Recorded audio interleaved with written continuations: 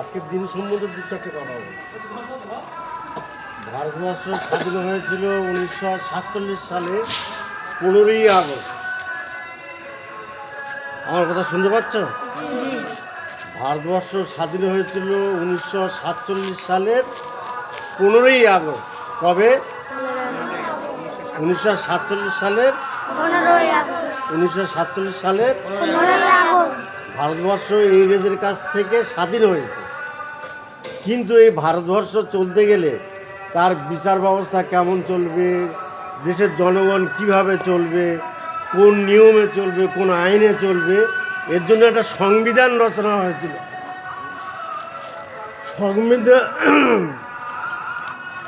সংবিধানটা লিখেছেন ডক্টর আম্বেদকর। কে লিখেছেন? ডাক্তার আম্বেদকর। ইনি লিখে কমপ্লিট করেছেন 1950 সালে। কবে?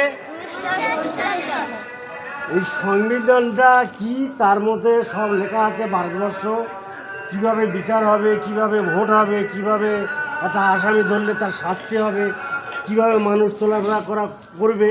যেমন কোরআন শরীফ মানুষের জন্য একটা সংবিধান, ভারতবর্ষের জন্য একটা সংবিধান হচ্ছে এই সংবিধান, যেটা 1950 সালে ডাক্তার আম্বেদকরের লেখা চালু হয়েছিল এই 26শে জানুয়ারি। কবে চালু হয়েছিল? কত সালে? 1950 সালের 26শে জানুয়ারি। কবে? আবার বলছি, ভারতবর্ষের সংবিধান কে রচনা করেছিল? ডাক্তার আম্বেদকর। সবাই বলে বাবা ডাক্তার আম্বেদকর, ইতিহাসে পরিচিত এই নামে, বাবা ডাক্তার আম্বেদকর। কি নাম? সংবিধান কে রচনা করেছিল? এটা চালু হয়েছিল দেশে 1950 সালের 26শে জানুয়ারি।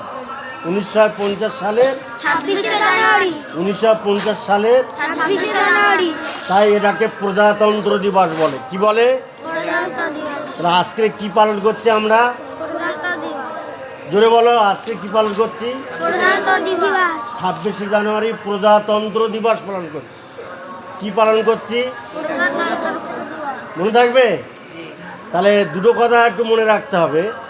স্বাধীনতা আমরা পালন করি 15ই আগস্ট, সেটা এখন দেরি আছে। 1947 সালের 15ই আগস্ট স্বাধীন হয়েছে, কিন্তু দেশ কি নিয়মে চলবে সেই নিয়মটা শুরু হয়েছে 1950 সালের 26শে জানুয়ারি। মনে থাকবে? ওই দিনটাকে রিপাবলিক ডে বা প্রজাতন্ত্র দিবস বলে। সেই প্রজাতন্ত্র দিবস আমরা পালন করছি। ক্লিয়ার হয়েছে?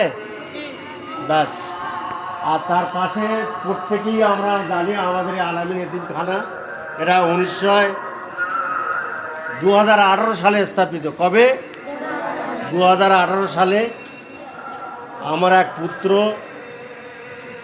মোহাম্মদ আশিক বিল্লাহ রহমতুল্লাহ আলায়, সে মারা যাওয়ার পরে এই নামে, বিল্লাহ নামে এই প্রতিষ্ঠানের কাজ শুরু হয়েছিল আগে, কিন্তু তারপর থেকেই অগ্রগতিটা বেড়েছে। সবাই দোয়া করবে আল্লাহ তার এহকাল পরকাল এবং আল্লাহ হাক্কানি আলেম করে কিয়ামতে তোলেন। আমিন আমিন। আর তোমরা সবাই ভালো সুশিক্ষায় শিক্ষিত হও, আখলাক চরিত্র গঠন করো, এটাই আমাদের লক্ষ্য, এটাই আমাদের আদর্শ। আসসালামু আলাইকুম।